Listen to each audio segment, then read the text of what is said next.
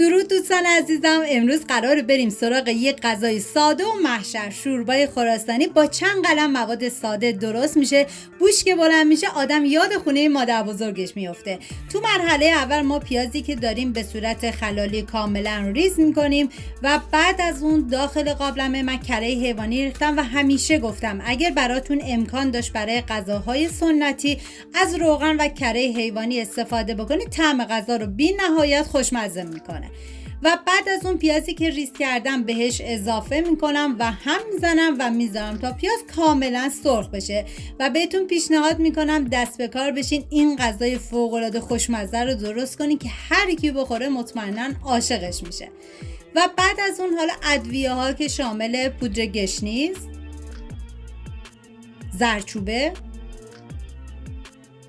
فلفل قرمز است بهش اضافه میکنم و هم میزنم و میذارم تا ادویه ها تف بخورن و عطر ادویه ها آزاد بشه. ببینید من نمک این غذا رو حذف کردم چون میخوام از استاک گوشت استفاده بکنم. و بعد از اون عدسی که از 24 ساعت قبل خیس کردم و میریزم داخل قابلمه. و لپه رو از شب قبل من خیس کردم، ولی برنج نیمدونه رو 3 ساعت بیشتر خیس نکردم. و بعد از اون همه مواد رو میریزیم داخل قابلمه و هم میزنیم تا همه مواد با هم دیگه مخلوط بشن. ببینید شما اگه استاک گوشت نداشتید میتونید از همون آب جوش استفاده کنید و نمک هم بهش اضافه بکنید. حالا من آب جوش بهش اضافه میکنم. واقعا یکی از خوشمزه ترین غذاهای سنتی. و بعد از اون استاک گوشتم بهش اضافه میکنم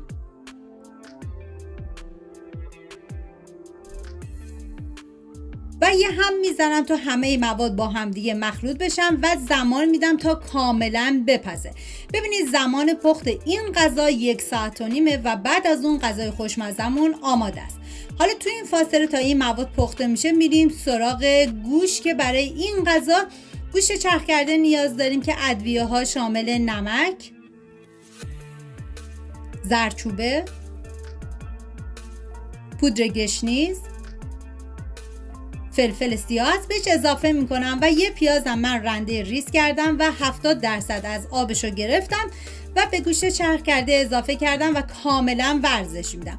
ببینید عزیزانی که وگان هستن میتونن گوشت این غذا رو حذف کنن و از خوردن این غذای خوشمزه لذت ببرن، چون این غذا بدون گوشتم فوق العاده خوشمزه است.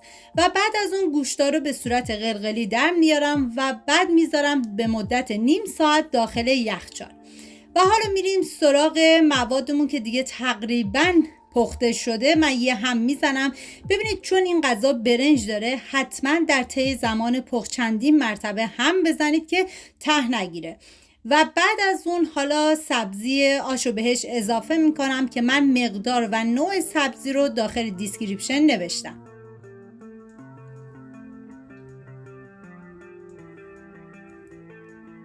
و یه هم میزنم تا سبزی با بقیه مواد مخلوط بشه. ببینید وقتی که 45 دقیقه تا 1 ساعت از پخت این حبوباتون گذشت سبزی آشو بهش اضافه کنید.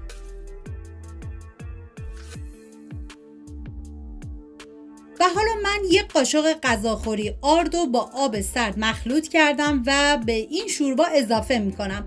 ببینید آردو به خاطر اینکه لابدار بشه اضافه میکنیم. و یه هم میزنم تا با هم دیگه مخلوط بشن و میذارم تا این غذا کاملا جا بیفته.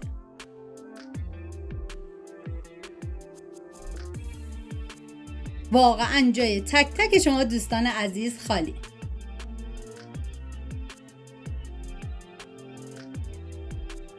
حالا توی این فاصله تا این مواد کاملا میپزه من داخل تابه مقدار کمی روغن ریختم و بعد از اون گوشتا رو از یخچال خارج کردم و حالا میذارم تا گوشت کاملا سرخ بشه.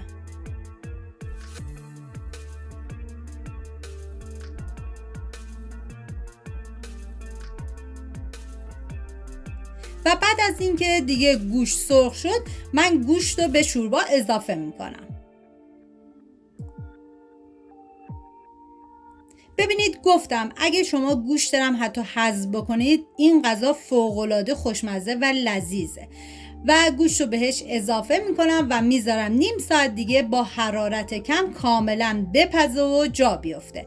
حالا یه هم میزنم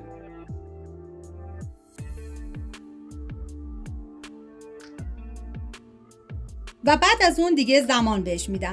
دوستان عزیزم، اگه این سبک غذاهای اصیل و خونگی دلتون رو میبره، حتما ویدیو رو لایک کنید و عضو کانال شید، زنگوله رو بزنید که اولین نفر باشین برای دیدن غذاهای بعدی.